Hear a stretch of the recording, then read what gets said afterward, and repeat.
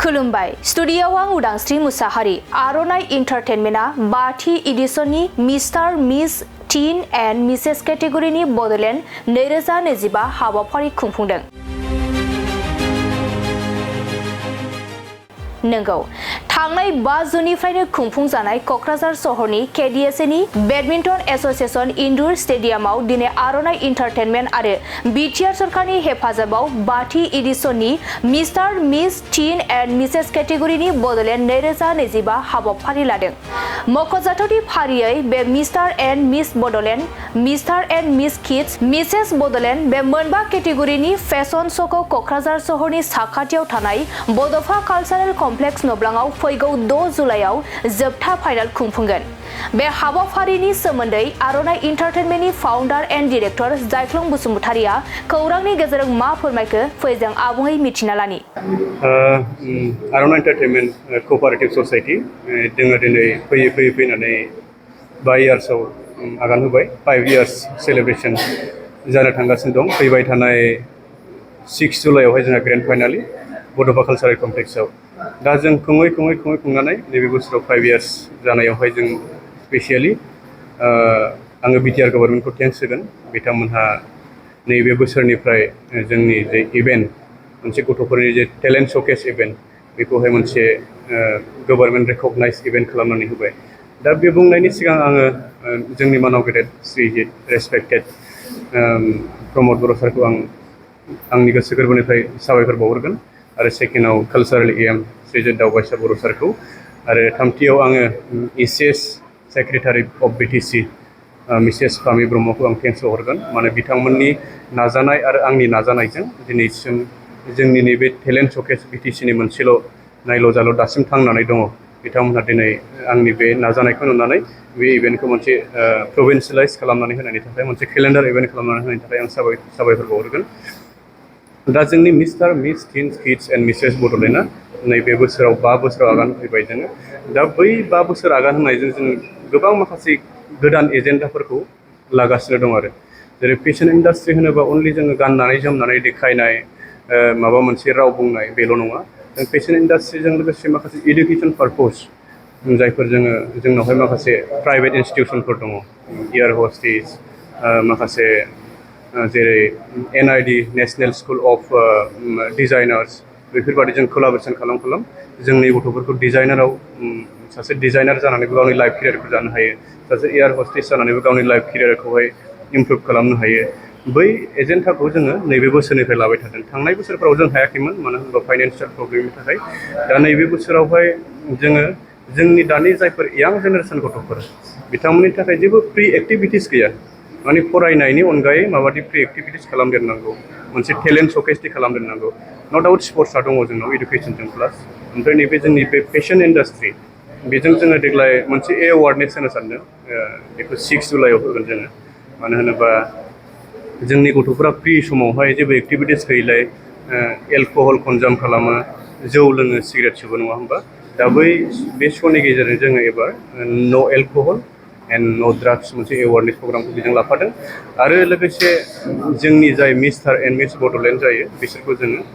फैबाय थानाय miss north east आरो मिस्टार नर्थ इस्टआव जों साथामखौ डाइरेक्ट एन्ट्रि हरगोन उइदाउट अडिसन। आरो मोनसे आपडेट फैगासिनो दं समबार मंगलबारनि गेजेराव। जोङो मिस इउनिभार्स इण्डिया टिमखौहाय आं रायज्लायगासिनो दं। बिथांमोनखौ लाबोनानै फैबाय थानाय समाव जों बिटिआरनिफ्राय मिस इण्डियायाव मोनसे सिट दिनो बेखौहाय आङो प्लेनिं खालामदों। बिथांमोनहा अके जाबाय। दा जोंनि गभर्नमेन्टनिफ्राय एप्रुभेल जाबानो बियो दान जासिगोन। बेनि थाखाय माबा मोनसे फिस नांगौ जायो नामा अडिसननि थाखाय?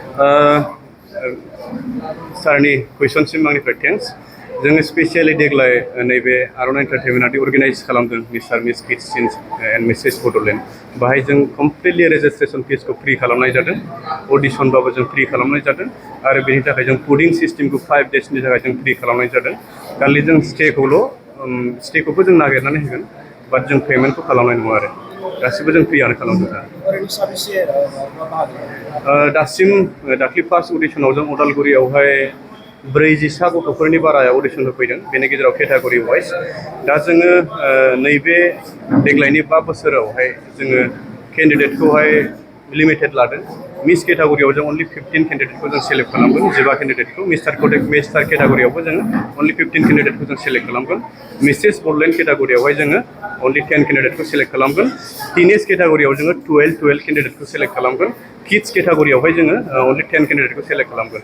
बेनि गेजेरावहाय जोङो एजखौबो डिभाइड खालामदों 5 इयार्स टु 10 इयार्सखौ जों बे किड्स केटागरियाव दोनदों एन्ड 11 इयार्स टु 17 इयार्सखौहाय जोङो टिनेज केटागरियाव दोनदों एन्ड 18 इयार्स टु 21 मिस केटागरि एन्ड 18 इयार्स टु 23 बेखौ मिस्टार केटागरि मिसेसखौ जोङो 21 निफ्राय स्टार्ट खालामनानै आप टु 28 इयार्ससिम जोङो लादों आरो जाय बिथांमोना नैबे आर'नाइ एन्टारटेनमेन्टनिफ्राय नैबे स्टिमाव देरहासार जालांबाय बिथांमोनखौ उगाव माबाफोर जोङो आङो स्पेसियेलि नाम्बार 1आव जोङो माखासे प्राइभेट इन्स्टिटिउसनफोराव केबिन क्रिउ एयार हस्टेसफोराव जोङो बिथांमोनखौ फ्रि अफ कस्ट होयो 1 इयारनि थाखाय जों बिथांनिफ्राय 1 रुपिबो चार्ज खालामनाय जाया सेकेन्ड थिंआव जोंनि बिटिआर एबा बड'लेण्डखौ जों रिप्रेजेन्ट खालामो नर्थ इस्ट 8 स्टेटनि गेजेरावहाय जोंनि गाननाय जोमनायखौ लानानै आरो गुड निउस दङ जोंहा इन्टारनेसनेल थांनायनि गुड निउसआ फैगासिनो दंबावगासिनो आरो बेजों लोगोसे नेसनेलाव जोङो नाजाबाय थादों जोंहा हयथ' जोंहा मोनसे आलादा रायजो गैया हिसाबैहाय जोङो चान्स मोननो नागिराखै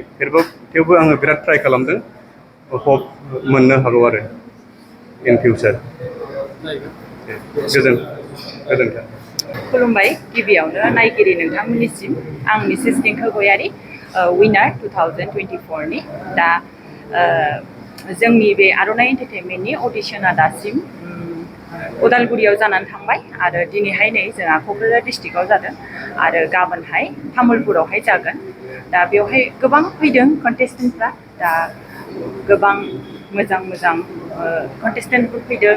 टेलेन्टेड गथ'फोर फैदों आरो दा सोलिगासिनो नायनोसै आरो दा माबायदि जाबावो अडिशना साबैसे बासिनाय जायो अडिशनाव दा जोङो बेवहाय गासै 15 खरि लानो नागिरदों आरो मोनसे केटेगरियावहाय जोंना केटेगरि दङ मिस्टारावहाय 15 लानोसै ओमफ्राय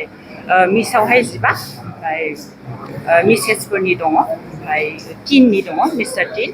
एन्ड मिस टिननि दङ आरो किड्सफोरनिबो दङ बिनि फाइनाला माब्ला जागोन बिनि फाइनाला जोंना बड'फा कालचारेल कमप्लेक्सआवहाय 5 आरो 6 जुलाइआवहाय जानो थांगासिनो दङ नोंथांमोना रानार्स आप जाबाय नोंथांमोना बेनि आर'नाइ एन्टारटेनमेन्टनिफ्राय बबेहाय पार्टिसिपेट खालामनो जोङो आर'नाइ एन्टारटेनमेन्टआवहाय जे बे बादायलायनायाव जों जयी जानानै जोङो थांनाय बोसोरावहाय जि माबायाव दिल्लीयावहाय बड'लेण्ड महोत्सव जानानै थांबाय जों बेवहाय जोङो दिन्थिफुंनो मोन्दों जोंनि माबाखौ रोंगौथिखौ जोंनि माबाखौ टेलेन्टखौ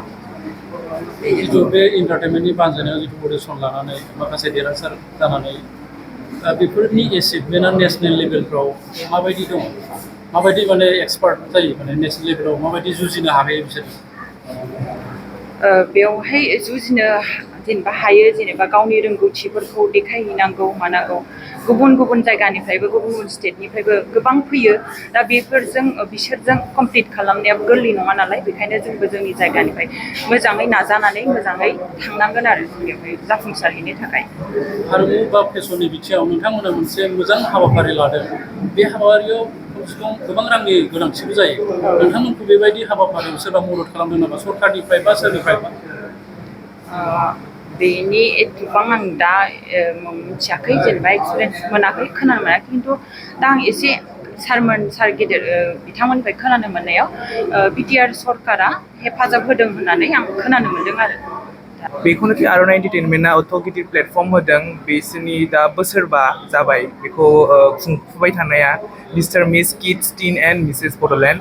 ओमफ्राय बे सिजनाव एसे ग्रेन्ड जागासिनो बिकज बिटिआरआ कलाबरेट खालामदों एन्ड आर'नाइ एन्टारटेनमेन्टआ बे प्लेटफर्मखौ लाबोगासिनो 5th एडिशन जाबाय आं बिराद थेंकफुल नट फर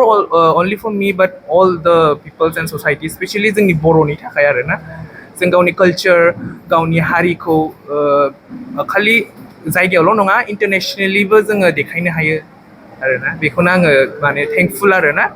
आर'नाइ एन्टारटेनमेन्टनि गोजौआव दा सासे लाइमोन आङो मोनसे खोथाखौ नोंथांनाव सोंनो लुबैदों मानो होनबा आथिखालाव फेशन बा माबा मोनसे मडेलिं देखायनायाव फ्राय मानसियानो सानो मडेलिं देखायनाय मानसिफोरनि केरेक्टारा एसे गाज्रिथिं थाङो बा बेफोरबायदि ससाइटियाव साननाय मोनसे दङ बै सानग्राफोरनि थाखाय नोंथाङा मा फोरमायहरगोन दाबो बिदिया थिंकिंआ स्टेरियोटाइप्स जेखौ जोङो इंलिशाव होनो बेयो दाबो दङ खिन्थु बिदि नङा जेनेखे एग्जाम्पल आङो गावखौनो होयो आङो सासे मास्टार डिग्री स्टुडेन्ट आङो रिसेन्टलिसो बड'लेण्ड इउनिभार्सिटिनिफ्राय पास आउट जादों ओमफ्राय बिदि नङाखि खालि बिउटि बा नङाबा गावनि फिजिक बडि दंबासो बिदि नङा गावनि पार्सनेलिटि गावनि फरायनायखौ लानानैबो बे माने श'सफ्राव पेजेन्ट्सआवहाय नोङो माबा माने कम्पिट खालामनो हायो कन्टेस्ट खालामनो हायो आरोना बेखौनो आं होनो सानो आरोना जितु आरनाय बिथांमोना जितु अर्गानाइज खालामो बेवहाय मा फोरमायो लाइमोनफोरनि जि जाखांफुनाय लाइमोनफ्रा बेनि गेजेरजों मा मुलाम्फा जागोन सानो नोंथाङा फार्स्ट अफ अल पार्सनेलिटि बिल्डआप जायो ओमफ्राय जोङो गालि जायगायावल' नङा जों गासिखौबो जोंनि बड'लेण्डनि बाहेरायाव आसामनि नर्थ इस्टनि बाहेरायावबो जों गुबुन गुबुन मानसिफोरखौ लोगो मोनो बिसोरजों कमिउनिकेट खालामो जोङो बिसोरनि कालचारखौबो बुजियो जोंना माने जोंनि ससाइटियाव मा दासिमबो माने मोनसे थायोना डिसएडभान्टेजफोर थायो बेखौ जों मारै सुफुंनो हायो बेफोरखौ जोङो आलदा आलदा मालायनि माने ससाइटि एबा हारिजों बेखौ जोङो सोलोंनो मोनो नलेज मोनो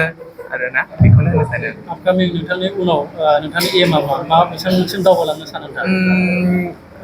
फार्स्ट अफ अल आं मिस्टार बड'लेण्डआव एबार सेकेन्ड टाइम थ' आङो बेखौनो सानोखि आङो स्टेट लेभेलावबो गेलेनो हानो मोननायनि स्टेट नेसनेल आरो हायोबा इन्टारनेसनेल गेलेनो मोनोबा माने आं चान्स मोनोबा आं गावनि 100,000% होगोन आरो थेंक इउ स' माच मा मुं Hello, my name is Susmita Basumutari from Kokrajhar. क'क्राझारनिफ्राय दिनै अडिशनाव नोंथाङा बेवहाय बाहागो लाफैदों मा फोरमायगोन बे अडिशननि बागै नोंथांनि थाखाय बे अडिशना नोंथांनि एम लाइफआव मा सोलायनाय लाबोगोन मा दावगानाय लाबोगोन Beer biad mozang platform. Like this platform is good to represent yourself and to show who are you. That's all. First time naman yung audition? No, this is not my first time. This is my third time. First I did at college event and second also I did at college event. And this is my third time. बेनि उनाव नोंनि साननाया मा बेनि उनाव select जाखांनायनि उनाव नोंथाङा नेशनेल लेभेल बा इन्टारनेशनेल लेभेलसिम माबा मोनसे आसा दं नामा Yes, I have. To represent my border culture, I am very interested. दा बिथांमोना जितु नोंसोर सारमोना जितु अर्गानाइज खालामदों नोंथांनि गोसोआव बिथांमोननि थाखाय मा फोरमायगोन आङो सार जायख्लंखौनो बिराद थेंक इउ होनो मानोना बिकज अफ हिम बड'लेण्डआव बिदि लाइक पेजेन्ट श' जादों नङाबा सिगाङाव गैयामोन बिथांनिफ्राय टेक्स जासै आरो नङा होमबा जितु बेफोरबायदि प्लेटफर्म गैयामोन मोनसे समाव नङा होमबा दा बेनि थ्रुयै नोंथांमोना फेशन मडेलिंनि माबायाव जथेस्थ' जौगालांनो हागोन थेंक इउ बाथाबारिनिफ्राय फैदों सोरबा बेवहाय आंनि फिसाजो दङ अडिसन होगोन अडिसन होगोन 7 बोसोरनि मा आसा लानानै नोंथाङा बेखौ बेवहाय अडिसन होदों बेवहाय सोलोंनो एबा रोंनायनि फरायनायजों लोगोसे गावनि एक्सपिरियेन्स थांफानायनि थाखाय लाबोनाय जादों बिथांखौ इयुनाव मा बेसेबांसो जौगाहोनो थाखाय नोंथांमोना सानो उनावहाय गाव रोंलांबा मोजाङै मोजां जालांबा मोजां जालांगोन बेखौनो आसा खालामो आरो रोंलांगोन होननानै फरायनायजों लोगोसे थांफागोन होननानै बिनि थाखाय प्रेक्टिस बा माबा मोनसे सोलोंथाइ कचिं लादों नामा कचिंआथ' आगोलाव लानाय जादोंमोन मदन महन डान्स स्टुडिअ'आव लानाय जादोंमोन आगोलावहाय बिदिनो सामार केम्पआव थांनाय बोसोराव लादोंमोन आंनि साननाय बायदिब्ला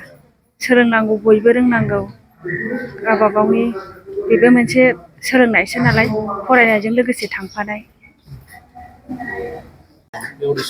औ आं फिसाजो फिसाला सानैबो औ बेसेबां बैसोनि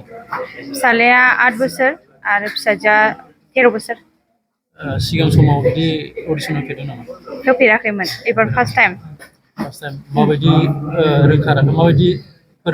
रोंनानै इयाव दा अडिसन बाहागो लाफैदों रोंनाय माने जेरावबो सोलोङाखै मबाइलाव नायै नायै खालामनानै होनायनि होननानै फैदों आरो बेबायदि प्रेक्टिसा मबाइलजों जादों औ मबाइलजोंसो जादों औ ससियेल मिडियायाव नायनानै बे आर'नाइनि एन्टारटेनमेन्ट बे माबायावहाय फेसबुकाव नायबाय ओमफ्राय बेलेग ओरैनो बै बाहेरानि फेशन श' बेफोरखौ नायबाय नायनानै सोलोंबाय आरो दाथ' अडिसना औ जागासिनो औ दं जागासिनो दं मोनथ'वाखै ओहो मोनथ'वाखै फिस लानाय जादों फिसखौथ' लायाखै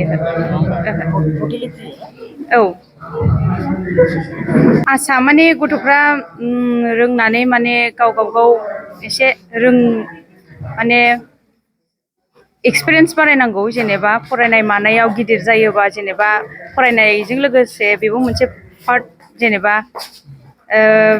मोनसे जेनेबा बिसिनि पार्ट जानानै थालाङो आरो बेनि थाखाय आरो जोङो एसे लाथों होननानै दोनफैदों आरो होफैदों जोंनि बिनानावनि फिसाजोनो फैदों जितु बे अडिसनखौ लादों बिथांमोना बे अडिसना बेसेबां मुलाम्फा गोनां जोंनि पाब्लिकफोरनि थाखाय बा न'खरनि सोरबा फरायसा फरायसुलिफोरनि थाखाय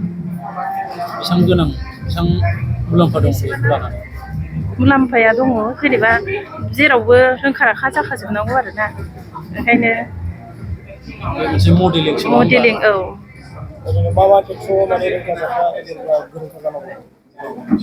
फरायनायावबो जेनेबा मडेलिं फेशन श' बेफोरावबो थानांगौ आरो मोसानाय जेनेबा गान खननाय बेफोरावबो आरो लेंगुवेजआवबो औ जितु बेहाय माबा हाबाफारि जितु लादों बेवहाय किसुमान फिस लानाय जायो नामा? फिसखौथ' एबाराव लानाय जायाखै लानाय जायाखै गासिबो सरकारनिफ्राय गासिनिबो सरखारनिफ्रायनो मदद होनाय जादों औ